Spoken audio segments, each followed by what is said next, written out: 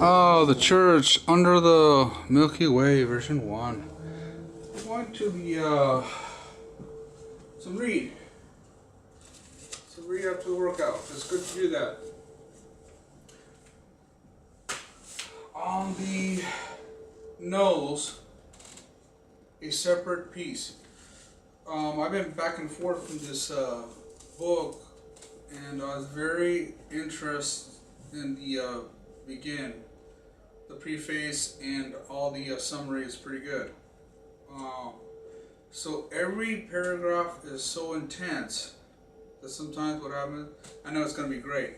So that's why I just, have a prayer to have some reading, maybe not even a lot, but I'll have one paragraph. Let's try from this one.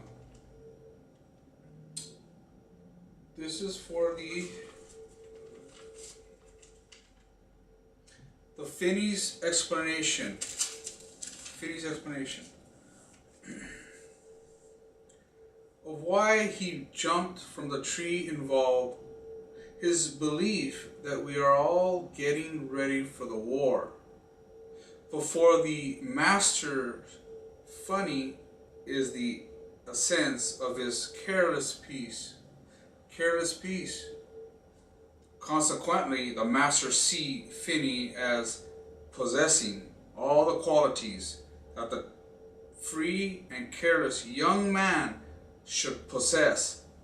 But in actuality, Finney has not forgotten the war. In fact, part of the nature, his ironic contradiction in terms of the entire book, we know that no person at Devon is more concerned with the war than is Finney.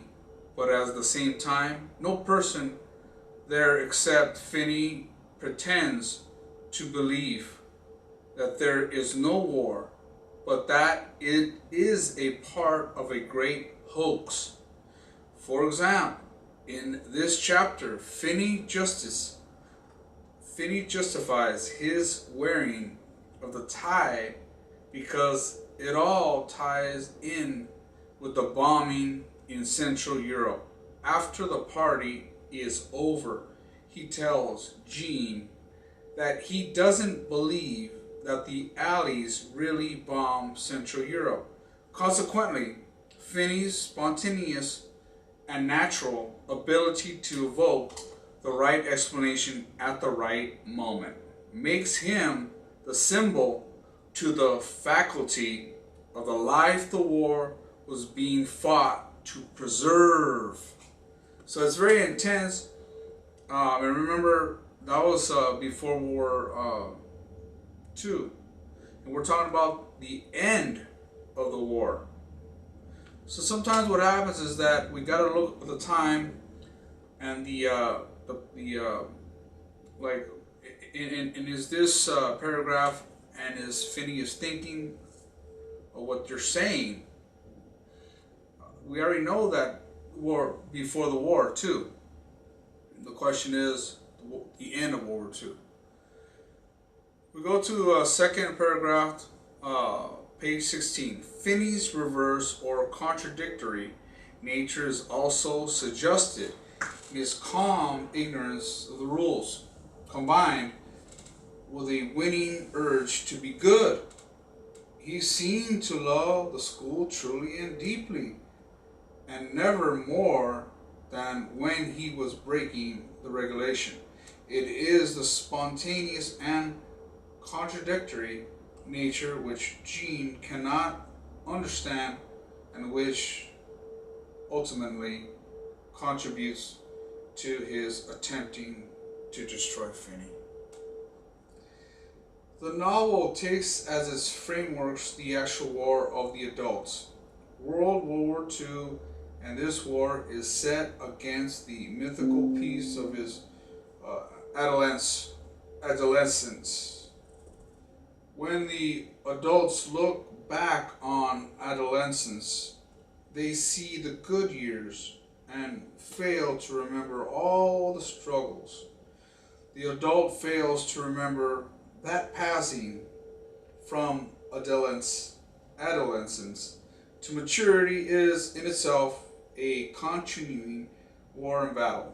This novel then will be relating at Gene's insights and struggles which lead him to the full maturity.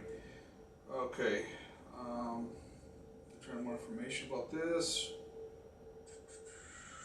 Well, anyway, I think what happens from the when they have the Gene and Finney, they were buddies, and they messed it up from supposedly at first he didn't jump, he didn't push, so he didn't get mess up his he basically break your bone your on your leg, so it messed up your whole thing for your season, and I think they didn't have buddies for the rest into the high school, and then after World War II, when it ended, he came back to see the school, you know. Devon, he's the I guess the president of the school, you know. But they have to know about, because I think he's still here. We talked to him, and eventually you'll have the end of the complex, the climax.